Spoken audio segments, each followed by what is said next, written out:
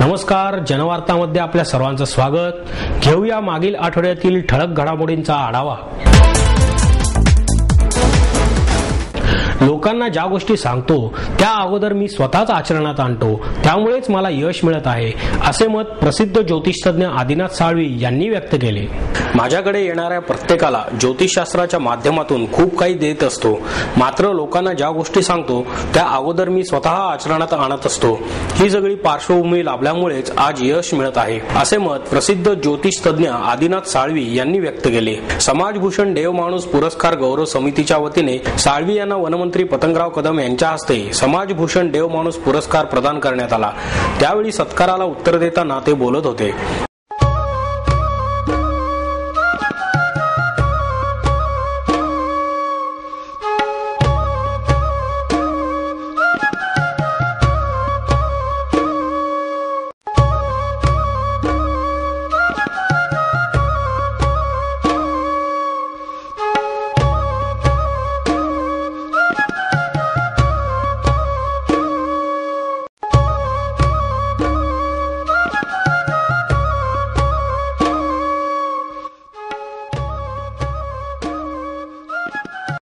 वनराईचे अध्यक्ष डॉक्टर मोहन दारिया, ज्योतिष तज्ञ प्रतिभा मोडक, वैशाली साळवी, रंगत संगत प्रतिष्ठानचे ॲडव्होकेट प्रमोद आडकर, प्रबोधन पुणेचे मिलिंद काची, सागर शिंदे, आकांक्षा सोशल वेलफेअर फाउंडेशनच्या डॉक्टर अपर्णा गोसावी, लोकहित प्रतिष्ठानचे राजन नायर, सावित्रीबाई फुले सामाजिक सेवा संस्थेचे किशोर कांबळे आणि स्वातंत्र्यवीर सावरकर जनहित प्रतिष्ठानचे बाळासाहेब कोळापटे यावेळी उपस्थित होते।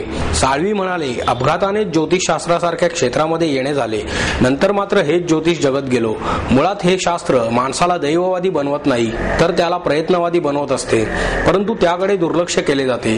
जीवन प्रवासात या शास्त्राचे मार्गदर्शन घेतले तर भरपूर आनंद मिळतो। त्यामुळे कोणाचे वाईट झाल्याची घटना आतापर्यंत नाही। मानवी जीवनातील तीव्र घटना उपायांनी सुटत जातात, तर अटळ घटनांपासून कोणाचीही सुटका होऊ शकत नाही। माझ्या आतापर्यंतच्या कार्यामध्ये मी लोकांना खूप देत गेलो, त्यामुळे अशा पुरस्काराने मला गौरवण्यात येत आहे, असेही ते म्हणाले।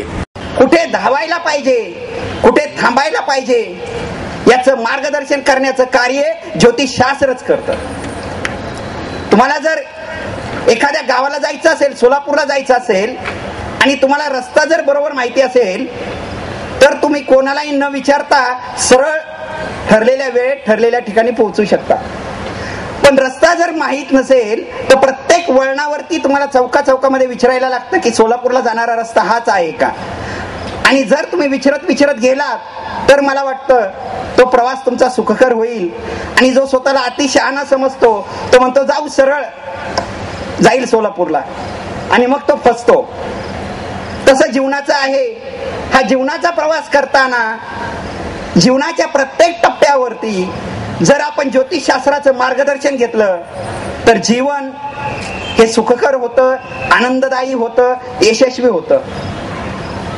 मला सांगायला आनंद होईल की ज्योतिष पाहिल्याने कोणाचा मृत्यू होत नाही, ज्योतिष पाहिल्याने कोणी आत्महत्या करत नाही, ज्योतिष पाहिल्यामुळे कोणाचं वाईट झालं असं कधी होत नाही, झाला तर फायदाच होतो। कदम म्हणाले, ज्योतिषशास्त्राच्या मार्गदर्शनाची प्रत्येकाला गरज असते, तेच आवश्यक मार्गदर्शन साळवी करत आहेत। आपला समाज हा निष्ठेवर आहे, हे सर्वप्रथम आपण लक्षात घेतले पाहिजे। भविष्यावर विश्वास ठेवून पुढे जावे असे आयुष्यामध्ये मी कधीही केले नाही, मात्र कित्येक अशा घटना असतात की ज्यामुळे शास्त्र असावे असे वाटते।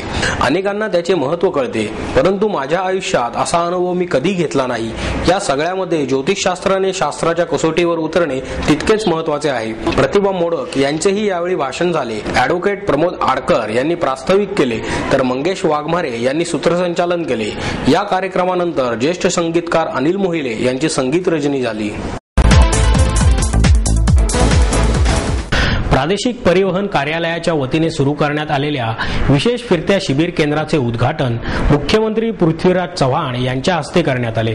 यशदा येथे झालेल्या या कार्यक्रमाला उपमुख्यमंत्री अजित पवार, महसूल मंत्री बाळासाहेब थोरात, परिवहन आयुक्त दिलीप जाधव, प्रादेशिक परिवहन अधिकारी चंद्रकांत खरटमल, आमदार विनायक निमण, बापूसाहेब पाठारे उपस्थित होते।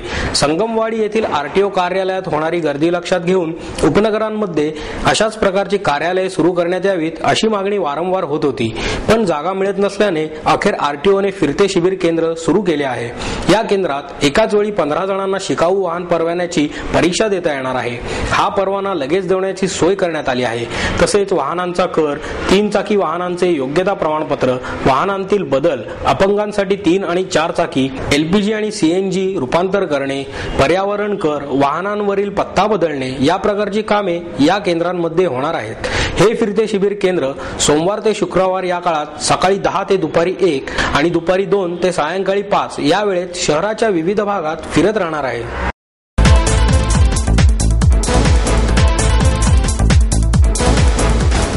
महिलांना आर्थिक आणि सामाजिक समानता मिळणे अत्यावश्यक असून त्यासाठी सर्वतोपरी प्रयत्न होणे गरजेचे आहे, असे मत मुख्यमंत्री पृथ्वीराज चव्हाण यांनी व्यक्त केले. महिला आणि बाल कल्याण विकास विभागाच्या वतीने देण्यात येणाऱ्या पुण्यश्लोक अहिल्यादेवी होळकर पुरस्काराचे वितरण मुख्यमंत्री पृथ्वीराज चव्हाण यांच्या हस्ते करण्यात आले.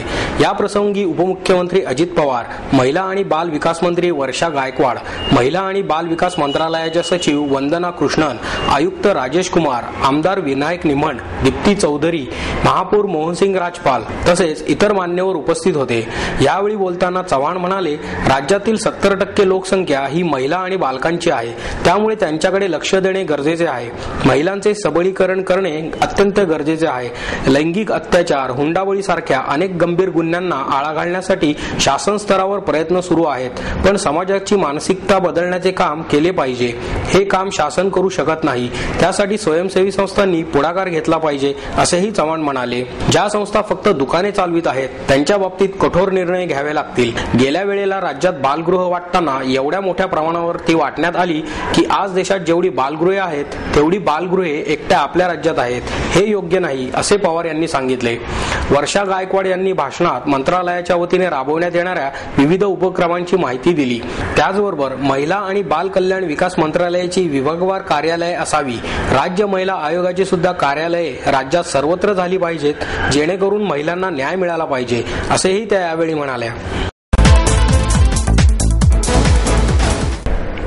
सहकार नगर येथील बहुचर्चित फुलपाखरू उद्यानाचे उद्घाटन प्रसिद्ध सिने अभिनेत्री डिंपल कपाडिया यांच्या हस्ते करण्यात आले. सहकार नगर भागात उभारण्यात आलेल्या फुलपाखरू उद्यानाचं अधिकृतरित्या उद्घाटन करण्यात आले. यावेळी वनमंत्री पतंगराव कदम, महापौर मोहनसिंग राजपाल, उपमहापौर प्रसन्न जगताप, शिक्षण मंडळ अध्यक्षा संगीता तिवारी, म्हाडाचे पुणे विभागाचे अध्यक्ष अंकुश काकडे, नगरसेवक आबा बागुल आदी उपस्थित होते. अशा प्रकारच्या फुलपाखरू उद्यानाचा उपक्रम राज्यात सर्वत्र राबवण्याचा प्रयत्न करू, असे आश्वासन वनमंत्री पतंगराव कदम यांनी भाषणात दिले. डिंपल कपाडिया म्हणाल्या, मी जिथे राहते त्या घराची कोणतीही खिडकी उघडली तरी झाडेच झाडे दिसतात. माझं झाडांवर खूप प्रेम आहे, असे सांगून त्यांनी फुलपाखरू उद्यानाच्या उपक्रमाचं कौतुक केलं. महापौर मोहनसिंग राजपाल यांनी कार्यक्रमाचं प्रास्ताविक केलं, तर आबा बागुल यांनी फुलपाखरू उद्यानाबाबत माहिती दिली.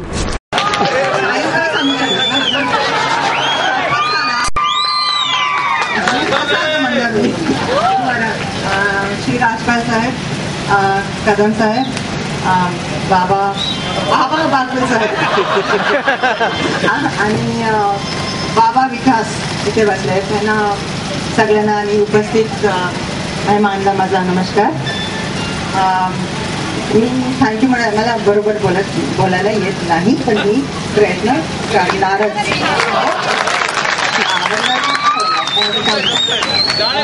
फार आवडलं. मी स्पीच तयार केली होती आणि मी सांगलं, मी तिथे सांगणार फुलपाखरू गार्डन मला जाम वाईट लागतं. सांगितलं मी असं करणार, हे करणार, ते करणार, पण इथे येऊन सगळंच बंद झालं. बट मी हे सांगणार आहे की हे जाम छान झालंय, मला फार आवडलं. आणि ट्रीजपेक्षा तर माझं इतकी प्रेम आहे ना की विचारूच नको.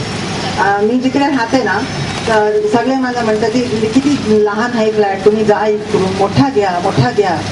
आणि प्रत्येक विंडोमध्ये मला फक्त ट्रीज दिसतात तिथून, आणि त्यामुळे मी तिथून जाणारच नाही. तो ट्रीज आणि गार्डन्स मला लई आवडीत आहे.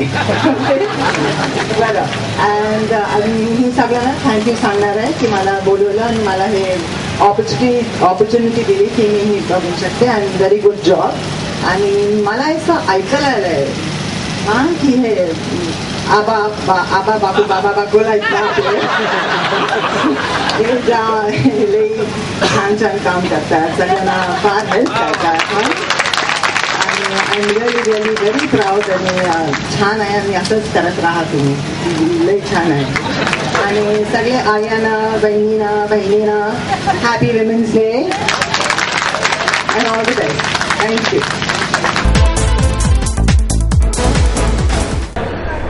पुण्यातील झुणका भाकर आणि मोदक हे माझे फेवरेट पदार्थ आहेत. पुण्यात आले की ते मी मनसोक्त खाते, अशी कबुली प्रसिद्ध अभिनेत्री माधुरी दीक्षित हिने दिली. पुण्याच्या झुणका भाकरीला पंजाबी थाळीची स्पर्धा असली तरी मराठमोळी माधुरी दीक्षित अमेरिकेला गेली तरी अजूनही तिच्या जिभेवर झुणका भाकरी आणि मोदकाची चव रेंगाळत असते. माधुरी म्हणाली, पुणे हे माझे आवडते शहर आहे. मी पुण्यात नेहमी येते. मला महाराष्ट्रीयन पदार्थ खूपच आवडतात. पुण्यातील झुणका भाकर, मोदक हे माझे फेवरेट पदार्थ आहेत. पुण्यात आले की ते मी मनसोक्त खाते. एका कार्यक्रमाच्या प्रमोशनसाठी माधुरी पुण्यात आली होती. पुण्यासह महाराष्ट्रात इतर राज्यांचे चायनीज, परदेशी पदार्थांचे पेव फुटत असताना या पदार्थांपासून स्वतःला दूर ठेवत परदेशातही महाराष्ट्रीय पदार्थ बनवणे आणि ते खाणे हे आपला छंद असल्याचे तिने आवर्जून सांगितले. माझ्या हातचे कांदे पोहे, साबुदाण्याची खिचडी आणि पंजाबी चिकन टिक्का मसाला माझ्या पतीला खूपच आवडतो, असे सांगून माधुरी म्हणाली, माझे लग्न झाले तेव्हा मला चांगला स्वयंपाक करता येत नव्हता, पण लग्नानंतर पती खाण्याचा शौकीन असल्याने मी चांगला स्वयंपाक करायला शिकले. परंतु माझ्यापेक्षा माझा पती खूप चांगला स्वयंपाक करतो, असेही तिने सांगितले. फूड या खास पदार्थ बनवण्याच्या वाहिनीवर स्त्री आणि पुरुष यांच्यामध्ये स्वयंपाक चांगला कोण करू शकतो ही स्पर्धा करण्यासाठी फूड महाचॅलेंज नावाचा कार्यक्रम येत्या जून महिन्यापासून सुरू होत आहे.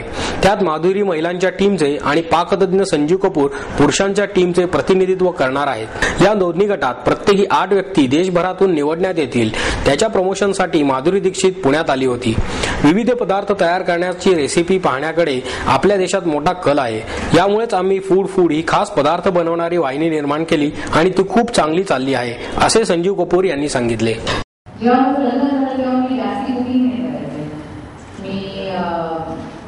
त्याच्या आधी एवढं शिकले नव्हते, थोडं यायचं मला, पण एवढं नाही. लग्नानंतर जास्त शिकले आणि त्याच्यात जास्त रुची घ्यायला लागले, कारण माझे जे यजमान आहेत त्यांना पण गुणवत्तापूर्ण शिक्षण देण्यात आपण अजूनही मागे आहोत, असे प्रतिपादन शिक्षण मंत्री राजेश टोपे यांनी केले. Poona institute of management science and entrepreneurship संस्थेच्या वतीने business process innovations through advance information technology या विषयावर 2 दिवसीय चर्चासत्राचे आयोजन करण्यात आले होते. टोपे या कार्यक्रमाच्या अध्यक्षस्थानी होते. यावेळी आयस्क्वेअर आयटीच्या संचालिका अरुणा कटार यांची प्रमुख उपस्थिती होती.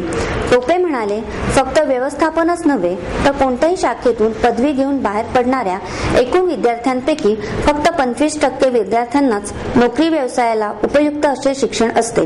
उद्योग व्यवसायाच्या क्षेत्रात ज्या मनुष्यबळाची मागणी होते ती पूर्ण करण्यात आपल्याकडील शिक्षण संस्था अपुऱ्या पडतात. कुशल कामगारांचा मागणी आणि पुरवठा यांच्यातील दरी भरून काढण्यासाठी प्रशिक्षित शिक्षकांची गरज आहे. त्याच जोडीला अभ्यासक्रमही बदलण्याची गरज आहे. या संदर्भात शासन गांभीर्याने विचार करीत आहे, असेही ते म्हणाले. कटारा यांनीही यावेळी विद्यार्थ्यांना मार्गदर्शन केले.